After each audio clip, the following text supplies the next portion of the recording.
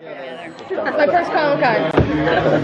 Fun so far? Yeah, it's great. It's been good. So tell us about working on the 100. Working on the 100 was a blast. Being a Canadian girl, it was really nice to go back up to my northern roots and shoot in beautiful British Columbia. It wasn't a far stretch to be. My character is the first one that steps foot on Earth, so that wasn't really hard to imagine what that was like, being in the rainforest and national protected parks were just so beautiful and epic and lush, and had a great time. Was it all shot on location instead of being in a soundstage? Well, the stuff that was shot in space was shot in the studio, but since we got dropped on Earth, we were in the rainforest the entire time. So it was great. We hit some rain, sunshine, some hail, the size of golf balls one day. We got it all. In the trailer, you're the one that jumps to the lake, and something comes to get to you. Yeah, sea monster. It's the first time we've ever seen water before. So my character was the first one to spot it, and Octavia Black, the character I play, is a bad girl, doesn't listen to anything. Her crime that she committed that got her in jail in the first place was simply being born. She was born into blasphemy. You're only allowed to have one child up in space dealing with population control, and I was the second. So naturally I don't want to listen to anything now that I'm on Earth and jumped in the water, and yeah. You get an unfriendly visit, yeah. Yeah. So what happens after that? Well, you'll have to tune in to episode 2 to find out. No, she makes it. Her friends managed to pull her out, and Clark, played by Eliza Taylor, because she's the brains behind it all, and the natural-born leader, figures out if you kick a stone into the water, got distracted, and it pulled me out and wrapped me up. Can you talk about filming that scene? Like, does it look quite action? Yeah. It's like, how tough was it, and how much more action do you get to do? I'm a big believer and fan, growing up as a tomboy myself, and tuning into my Canadian roots and doing all my own stunts as much as I can. So it was fun to get into the water and pull it off with the rigs and get wet. It was good. What was under there? Are you in a rig then? Are you being pulled about? Yeah, they pulled me about. They really tried to. Jason Rothenberg, our executive producer, creator, writer. The inspiration was the Jaws scene where she was getting dragged around. So I remember when he was showing me the plan for the episode, he showed me the clip of that. He's like, "That's what you're going to be doing." So it's great. I was like, "Yeah, I'm ready. Game on." Do you think that Octavia is going to be an advantage having the only one having a family member with her? Yeah, I mean, she being kept under the floorboards her entire life, basically. The fact that she got reunited with her brother, and yes, she's the only one with some sort of familiarity on Earth, definitely helps, I think. But I think she's also going to get a little annoyed when he tries to be a little too overprotective. She's like, "Hey, I just stepped foot on Earth. There's boys around, and I'm going to do what I want." So I think it's going to be a little bit of a push-pull with that. What sort of preparation did you have to do physically to get ready for this? I always try to stay in shape and out of trouble as much as possible. So I hit the gym a lot. I do Pilates. I do some martial arts. Ride my motorcycle around LA as much as possible, and that kind of thing. What do you think about the balance of it? Because obviously it's dystopian, it's future, but really it's kind of Earth being the most alien place for you guys again. So the mix of sci-fi of it, do you feel like it's going to feel more grounded sci-fi, or are they telling you that it's going to, get a little bit big and be able to add, the world building that they've got for the future in it? Right. I don't know if anyone saw the pilot, but where the two-headed deer comes in, I think, because of the nuclear apocalypse and stuff like that, the Earth has definitely been affected. There's acid rain and acid fog that comes in, and we're going to be dealing with a lot of issues to just maintain survival, alliances, being 100 kids trying to make it work amongst each other, and power struggles and stuff like that. All of our effects come from the same people that did all the Twilight movies, so they're all amazing, look really good. Yeah, it's great. It's nice to be a part of a sci-fi project. I've never done that before. You see the deer, and then they mention in the trailer, "We're not alone." Are there surviving humans? The writers are pretty tight-lipped, and I kind of like it that way as an actress myself, not knowing what's coming from my character, because then I can't anticipate anything either. So you'll have to see. I honestly don't know who shot the spear into Jeff's character.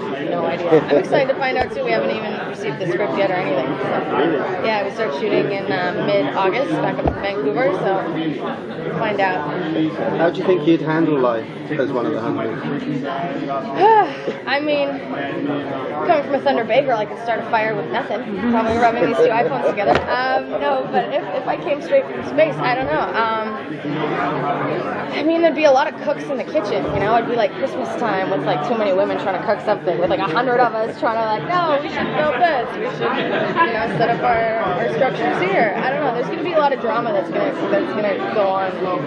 People don't think they want to do it their way or my way. We'll see. Are you happy camping and stuff like that? Loves to camp. Yeah, Marie loves to camp. Octavia, we'll see. But yeah.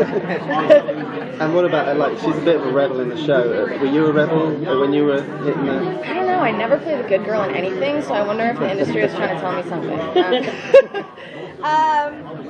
Octavia is a rebel for sure. She's got a chip on her shoulder. I don't think her social skills are that great personally, being brought up under the floor for so many years. I think she'll just do what she wants when she wants to. And definitely Octavia and Clark are going to butt heads.